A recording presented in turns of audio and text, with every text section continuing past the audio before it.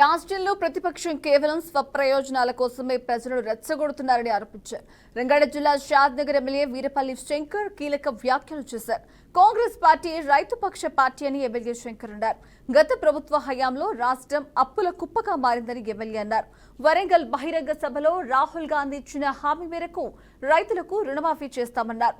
వరికి బోనస్ తో పాటు వడ్లకు గిట్టుబాటు ధర అమలు చేస్తున్నామన్నారు. ఏకకాలంలో రైతులకు 21,000 కోట్ల రూపాయలు రుణమాఫీ చేసిన ఘనత కాంగ్రెస్ ప్రభుత్వానిదని తెలిపారు. రాష్ట్రంలో ప్రభుత్వ పాలన పట్ల ప్రజలు రైతులు సంతోషంగా ఉన్నారన్నారు.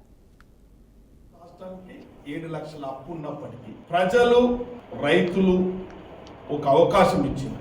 ఏం అవకాశం ఇచ్చారంటే ఈ యొక్క నియంత్రిత పాలన, ఈ గడీల పాలన, ఈ కుటుంబ పాలనకు విముక్తి పలకాలని చెప్పి వరంగల్ వేదికగా బహిరంగ సభలో రాహుల్ గాంధీ గారు ఇచ్చిన హామీ, తెలంగాణ ఇస్తే తెలంగాణ రాష్ట్రంలో రైతులు గిట్టుబాటు ధర లేక మీరు చేసిన సాహసానికి రైతుల తరఫున మేమందరం కూడా అభినందనలు తెలియజేస్తా ఉన్నాం. ఇంకా కూడా ఈ రాష్ట్ర పరిపాలన మీ అందరు తెలుసు. రాత్రి జరిగిన మీటింగ్లో పత్రికా సోదరులు అందరూ కూడా తెలుసు. ఇవాళ మన పాలమూరు జిల్లాకు అన్ని విధాలు ఒక అవకాశం వచ్చింది.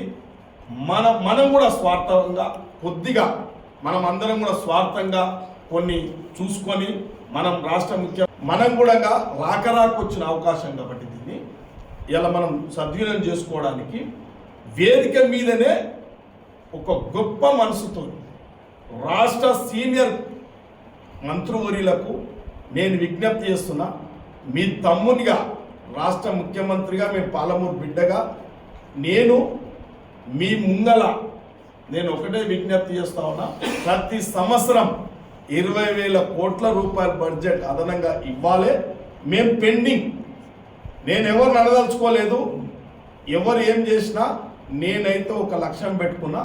పాలమూరుకు 20 లక్షల ఎకరాలు అంటే ప్రవర్తిస్తున్న తీరు ఈ రాష్ట్రంలో అలజడులు సృష్టించడానికి సమస్య